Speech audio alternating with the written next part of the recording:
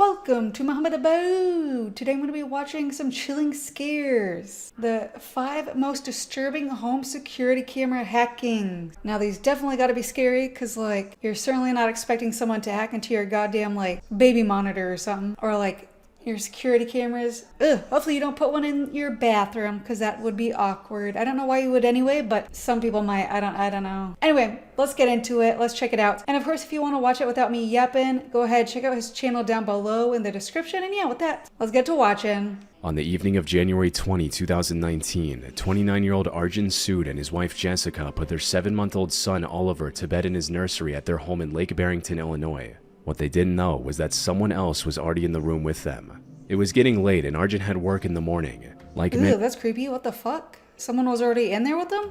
Many busy parents, Arjun had set up a Nest baby monitor to check in on Oliver from his phone without getting out of bed. The Nest thermostat was set to 72 so the room would stay comfortable through the night. Oh, that's a nice temp. Arjun had spent roughly $4,000 outfitting the house with Nest products over the years. 17 cameras placed throughout the home and around the exterior, with 2 smart thermostats and a full I never heard of Nest, but it must be popular, I don't know. security system. He was an avid user of the technology and clearly trusted it enough to build much of his home security around it. But shortly after putting Oliver down, Arjun was standing in the hallway outside the nursery when he heard something from inside the room. It sounded like a deep, male voice speaking directly to his son through the camera's speaker. Ugh. He rushed into the room, but no one was there. He thought maybe it was just an interference with the baby monitor. Stuff like this isn't new, and many electronic devices can pick up distortion of some kind. That's still creepy, to be safe, bro. they brought Oliver downstairs. On the way down, Jessica noticed he was extremely distressed and sweating through his clothes, and when she glanced at the thermostat, the temperature had been cranked up to a dangerous 90 degrees. Wait, what? How? How can they hack into your temperature, your AC system through like a baby or one of them Nest monitor things? What? But before they could process what was happening, the voice came back. This time it was coming through a different Nest camera downstairs in the living area, and it was speaking directly to them. The voice was cursing, hurling racial slurs, and taunting them in real time as it watched them through the live feed. Bro. When Arjun looked directly at the lens, the voice asked, "Why are you looking at me? I see you watching me." At that point, Arjun realized someone had hacked into their Nest account, which he used to control every camera, thermostat, and every inch of the security system he had spent thousands of dollars building to protect his family. You spent thousands of dollars just for it to get hacked, but why is it attached to your thermostat? If it's that easy to hack and change the temperature, I mean, you're fucked. Like, why is it attached to the security system? That makes no sense. Arjun's first instinct was to yell back at the camera, but he composed himself and started questioning the intruder through the two-way audio. Hey, who are you? What are you doing? Yes, I'm here. Come. He's not gonna care. Here. Who are you? He tried to extract information on the hacker's whereabouts, asking who they were and which country they were from. Who is this? Are you just sitting at your computer there? Into my account? Probably, yeah. Cause it's a creeper, Where are dude. you? Which country? Dog, you're not gonna get any info. He's just staring at you and probably laughing, trying to spook you. The hacker went quiet without identifying himself or explaining why he had done any of it. Yeah, who are you? Come on, be a man. Speak up.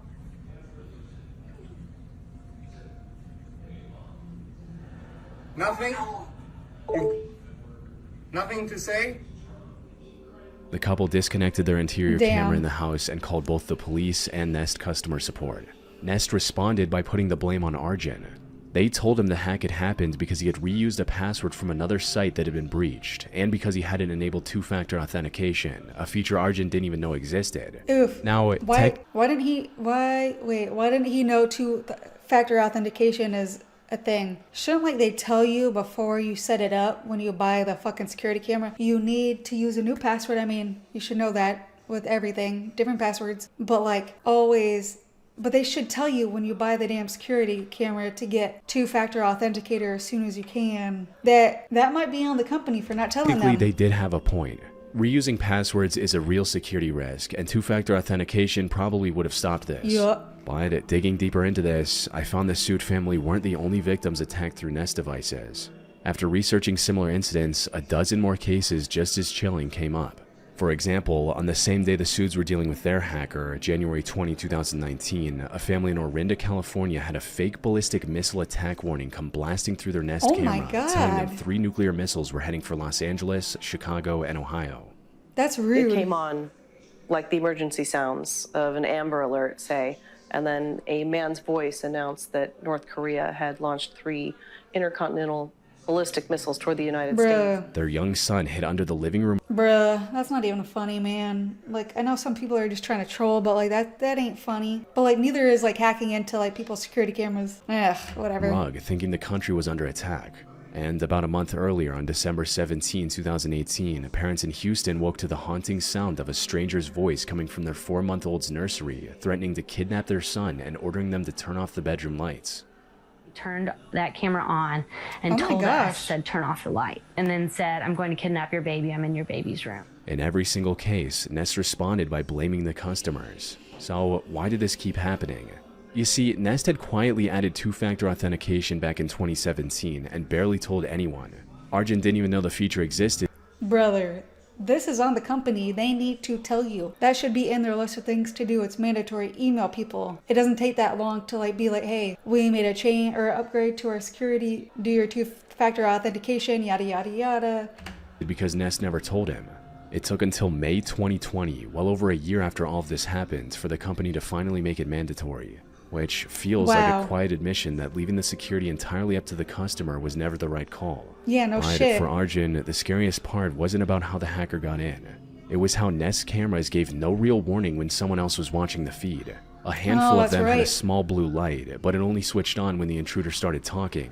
A hacker could watch and listen for hours, and the family would never know. Oh, that's creepy. The only reason the Suds knew they'd been compromised was because the hacker chose to speak. In the end, the hacker was never identified, and no arrest was ever made. How can they not, like, find someone who hacked into their account? Like, it's got a ping from somewhere, right? Like, someone logged into their account. You can see where that person logged in from. Like, Nest should know this. And they probably know this, but they don't fucking give a shit. Terrible. Get a different security On the afternoon thing. of April 23, 2020, Shauna Dottie received a phone call from her home security company, ADT. They had called to tell her that for the last 6 years, every dollar she had paid them to keep her family safe had done the exact opposite.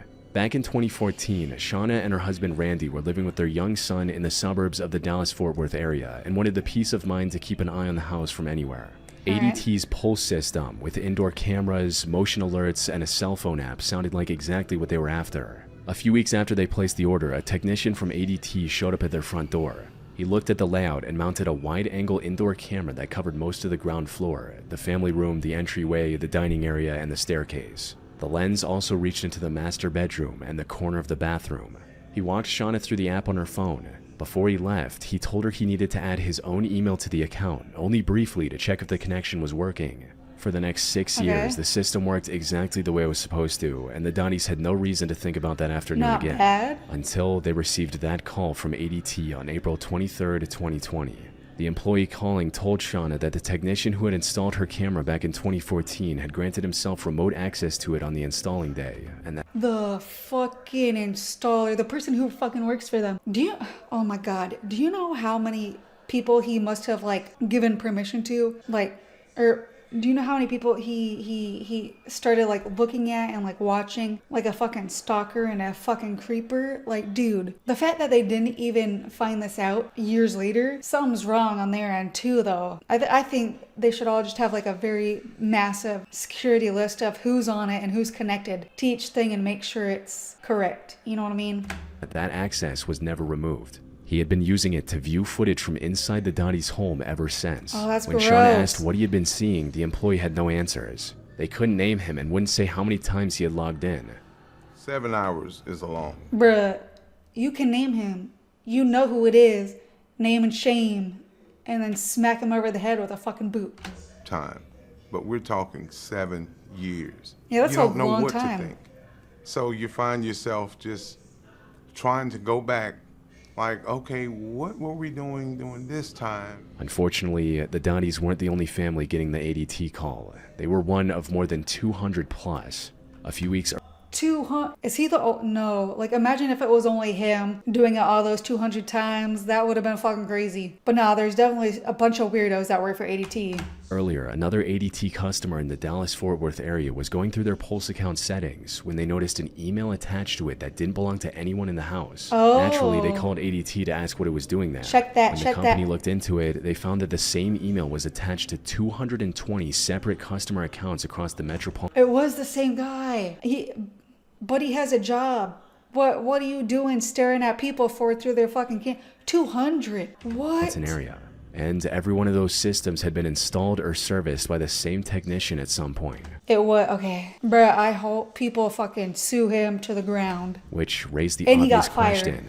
How does one technician end up signed into 220 homes? Yeah, what the answer fuck? was buried in ADT's own software. Technicians are allowed to temporarily attach their personal email to a customer's account during install. It's a diagnostic feature meant to verify the camera feed before they leave. So, every time he serviced or installed a system, he either gave the same diagnostic excuse or didn't bother explaining at all. But he never removed his email, so the Pulse app on his personal phone kept him signed in as a co-owner of these homes. He probably didn't even tell Now, him. some could argue this was just sloppy work, No. a tech forgetting to clean up after himself. Sloppy work is not 200 plus. No, that is intentional for sure. Once or twice, sure, but more than 200 times is not a coincidence. See? So how did this slip past ADT for so long? It turned out ADT didn't have any system in place to catch such a massive breach of privacy. The company never alerted its customers and didn't even have an automated check flagging the same email showing up on dozens of accounts, which meant he could keep logging in whenever he wanted. In April 2016, the same technician installed a system at the home of a couple with 2 young daughters. Ew, the camera covered the living room and the kitchen. Court records would later show he logged into that account 322 times. At another, I hope he got beat the fuck up. There's something like mentally unscrewed with him. Like he needs the screws to be like placed back in, so he needs a good whooping, bro. God their damn. household, one where 5 children under the age of 18 lived, he logged in 361 Ew. times. In September 2017, he set up a Pulse system for the Preddy family. Their teenage daughter Alexia wasn't comfortable with indoor cameras, and she told her mother this on the day of the installation.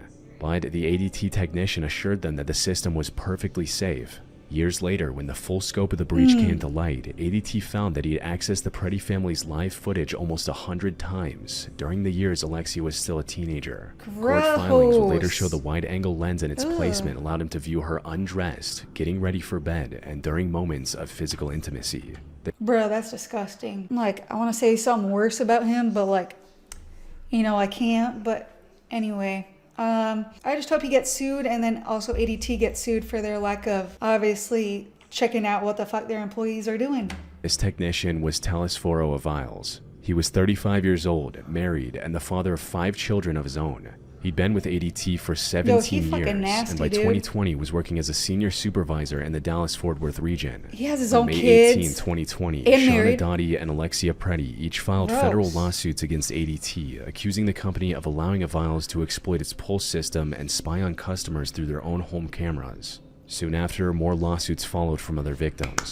Good, In the federal good. case, Sue him Aviles into the admitted ground. that he took note of households with women he found attractive and repeatedly targeted homes of young women and married couples with daughters. He would open the Pulse Ew. app on his personal phone, scroll through the list of homes attached to his email, and watch for live footage of any private moments. Across the 4.5 Bruh. years covered by his federal plea agreement, prosecutors counted more than 9,600 unauthorized logins across roughly 200 accounts. That works out to 5 or 6 logins a day, every day, for over 4 years. Aviles pleaded guilty to computer fraud in January 2021 and was sentenced to 52 months in federal prison that June. That's it? ADT had revoked his access to all 220 accounts months earlier, but the only person who knew exactly what he had seen and in which homes was Aviles himself. Bruh, he even looks fucking ugly. Look at him, dude. Look at those eyes, dude. He's ugly inside and out. He's just a fucking disgusting demon. Ugh, fucking nasty. Anyway, be careful who sets up your security systems. And at this point, always check whose email is attached to your accounts. Always, always, always. All right? Because that's all you can do at that point if you decide to install shit in your home. You know what I mean?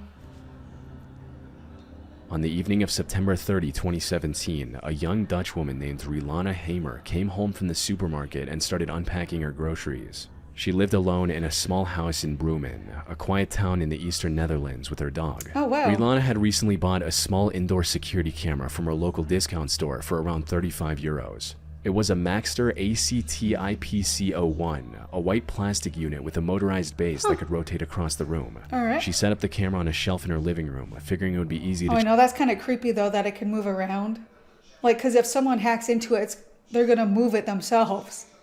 Ooh, check what on the her dog frick? throughout the day. The camera also had a built-in speaker, which let her talk to the dog even when she wasn't home. Aww. That evening, she was putting her groceries away That's so when she sweet. heard a low, mechanical voice from the living room. When she went to look, she saw the camera rotating on its base, slowly turning back and forth on it. No. This kind of reminds me of like you have like ghosts in the home, and there's like they're just like moving the dolls and shit, except now it's technology. Its own. Ugh. Her phone was the only thing she used to control it, and that was on her bed in the next room. Figuring it was just an updating glitch, she went back to the kitchen. But a few minutes later, the sound came back. This time, the camera turned and pointed directly at her, and a man's voice came through the speaker. It said, "Bonjour, madam." Staying composed, Rilana asked who was there, Bonjour, but no one madame. answered. To see if the voice would speak again, Rilana moved to the side and noticed that the camera was following her. That's when the voice came through again, this time saying, "Hello, madam. Is everything all right?" She immediately ran across the room and pulled the plug from the socket. Later that evening, Bruh. a friend came over for dinner. Rilana told her what had happened, and the two of them decided... Wait, why didn't she automatically go to her account to see who was on it? Because I'm sure you can do that. Or call the place and be like, some creeper was on my security system. Unauthorized. Who the fuck is it? You know? to test the camera again. They placed it back on the table and plugged it in as Rilana held her phone to record. It took less than a minute before the camera rotated on its own and found her again. Why? Why is this person just staying on hers? Probably because they know she's alone. Ugh, there's so many freaking losers, bro. What did you do? She just wants to live her life. Soon, the voice came back. It's hot. No. Get the out of my house now. Shut the up. Shut the up of my house now. Go away. Hola, señorita. Yeah, you. Yeah, fuck you, motherfucker. Rilana posted the video on her Facebook account, where it went viral immediately. Yeah. By the start of the next week, Dutch national news had picked up the story. Oh boy. When a tech journalist looked into Rilana's video days later, the explanation turned out to be disturbingly simple. Every camera the manufacturer shipped came with the same default password, 123, along with the device ID printed on a sticker on... Yo, did she not change her password? Change your ID and password, people. Every time you get a new one, don't tell anybody who don't do blah blah blah blah blah. Don't tell anybody, all right? underneath each unit. With just those two things and the free app, anyone in the world could connect to any of these cameras, watch the live feed, listen through the microphone, and talk through the speaker. Looking up the manual for this camera, it does mention that the default password is weak and recommends changing it before use. But nowhere in the app itself, the thing you actually interact with during setup, did it ever tell the users to do that. Okay, to be fair, you should know that to, change your security info. But, there are some people that don't read and need it to be like front and center. So they definitely should have it on the app everywhere. It should be like mandatory before you can even use it to change the password and the ID if you can. But yeah. Few people read the full manual for a 35 euro camera from a discount store. Exactly. Just download the app Only and a start. few. So Rilana never knew that she had to change the password. My God. And she was far from the only one. When the tech journalist tried connecting to other cameras from the same manufacturer, Bruh. he got into 4 unsuspecting households within minutes, using nothing but the manual and the free app. Each one of those people, just like Rilana, had no idea anyone else was watching. That's creepy. You're going about your life just doing your own thing, you could be having a private moment or something and just someone's literally staring at you through your camera and you would have no idea. Creepy. In late 2010, Ferial Nijam woke up in the middle of the night to heavy metal music playing at full volume through every speaker in her house. Confused and disoriented, she didn't know how it had turned on. and despite her trying, the volume level didn't go down, as if someone else was controlling the sound system. But there was no one home except her that night. Ferial was a Canadian fashion model who had spent most of her adult life around cameras. She had walked at the Berlin Film Festival in the mid-2000s and built a career where she was looked at on her own terms. By her late 30s, she was in a long-term relationship with a partner who lived in the States. He was, in her words, quietly controlling. According to her, he wouldn't just touch base with a text. He would call me on FaceTime and ask to say hi to the person I was with.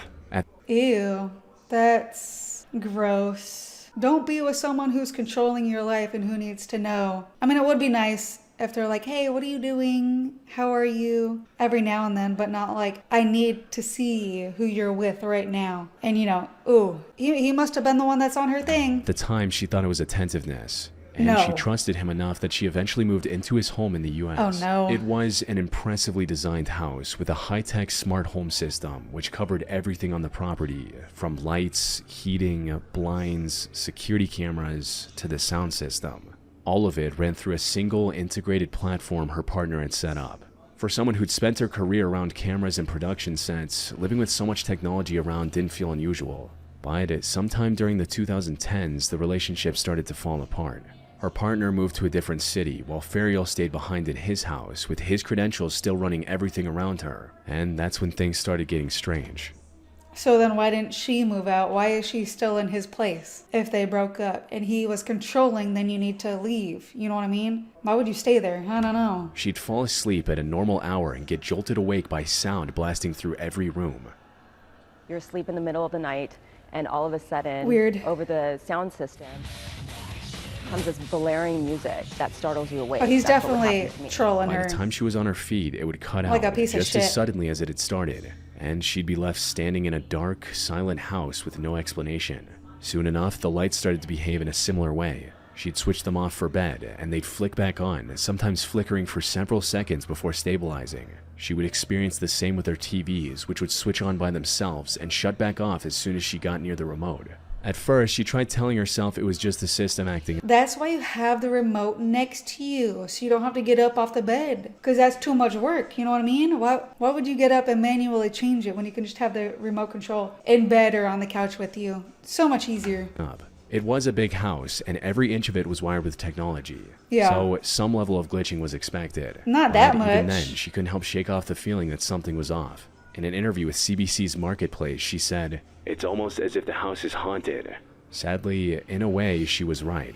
It started when she began receiving messages from her ex. They mentioned things he should have never known, like what she had been wearing earlier or who she had been with when she walked through the front door. He'd been using every piece of smart tech in the house to watch her and remind her he was still there. On more than one occasion, he'd also sent her direct... Bruh, leave. Girl, block him too. Leave and block him. Or also change your number. Girl, change your number. threats. Get out of my house. I need you to stop manipulating the lights. I'm not touching the lights. What is wrong? Just can you please leave me alone? You're not supposed to call me. I'm not bothering you. I am going after the dogs. And then I'm going after you. Dog, For someone who had spent her entire life controlling exactly how and when she was seen, being watched in her own home without ever knowing felt like a different kind of violation entirely. He was able to monitor me, using our security surveillance cameras, even remotely, from thousands of miles away. Ferial tried to shut the system down, She needs but to her get partner like configured everything from the... She needs to get one of those, like, I'm blanking on the damn word again. Like, I always blank on words when I'm trying to freaking talk. A restraining order against him. From everything. ...the start and held all the login credentials. Left with no other options, she contacted the local police and explained everything. Unfortunately, the response she received only deepened the sense that she had nowhere left to turn. The home wasn't in her name, and as far as the responding officers were concerned, that was where the matter ended. Unfortunately. In the end, Ferial realized that her only real way out was to leave the home behind entirely. She gathered her dogs and made her way to a local women's shelter. Damn. On the 8th of August 2025, a woman named Brenda took her Ring doorbell camera off its mount and brought it inside her house to charge. It was something she did every few weeks. The camera ran on a battery, and recharging it was a routine part of owning one. But this time, she noticed something strange about the camera. The blue ring of light around the lens was on. On a Ring doorbell, that light only comes on when the camera is actively streaming, recording, or in the middle of a live two-way call with someone signed into the account. None of which should have been the case while the device was unmounted and sitting indoors. So Brenda picked it up to see what was going on. And that's when she started hearing a voice coming through the doorbell speaker. It's you. It's you? Is that what that motherfucker just said? I see you. Oh, I see you. I thought he said, it's you. I see you. Okay. This just sounds like a fucking troll. Like he's just trying to like scare people and be like, I see you. And you don't know where I am. My dog, shut the fuck up. Bruh, get a life. Watch some TV, movies, shows. They're always on. You don't have to be like doing this to people.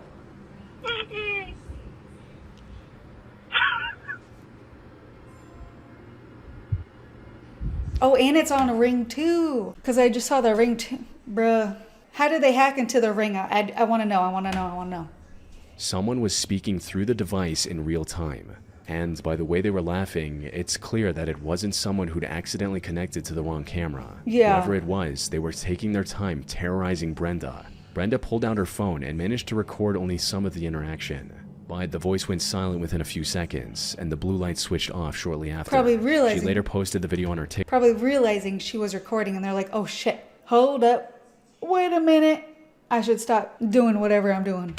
TikTok account.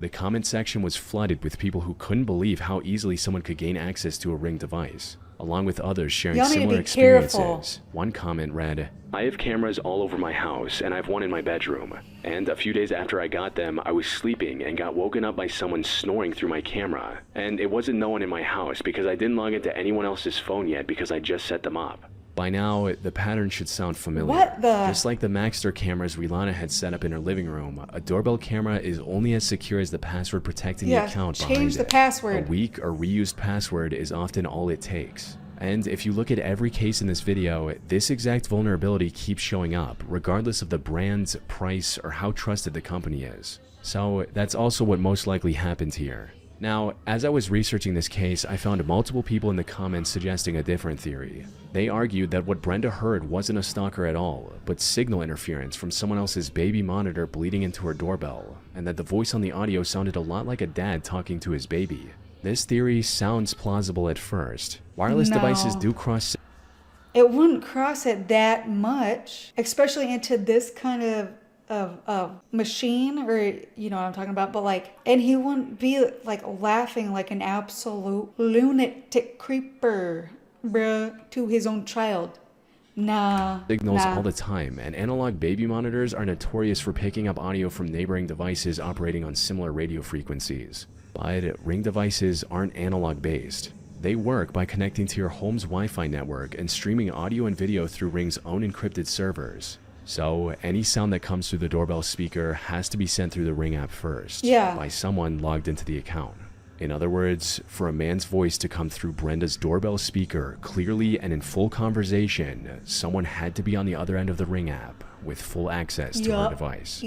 All right, well, that was 5 disturbing Ring cameras, or the most 5 disturbing Ring camera video, not Ring, but you know what I mean. Home security camera hackings. There we go. What did we learn from this video? We learned that we should change our ID if you can, but 100% change your password, because you can do that, and you should. Make it at least 20 characters long, if not more, and have many upper, lowercase, and numbers, and also different symbols. So it's going to be a hell of a hard time figuring out what your password is, and do not put your password as password or 123, you know, just something simple like that, because there's weirdos out there who will try to find anyone they can clearly, you know, find on like home security cameras, or any cameras in, you know, in general. But like, there's creepers out there, so y'all gotta be safe. All right, change your passwords, and probably do it like right now. All right, good. Let me know down in the comments below what you all thought of this. And have you encountered any weirdos like this in your security cameras at all? But yeah, hopefully you all enjoyed this video. And with that, like it, dislike it, but at least subscribe.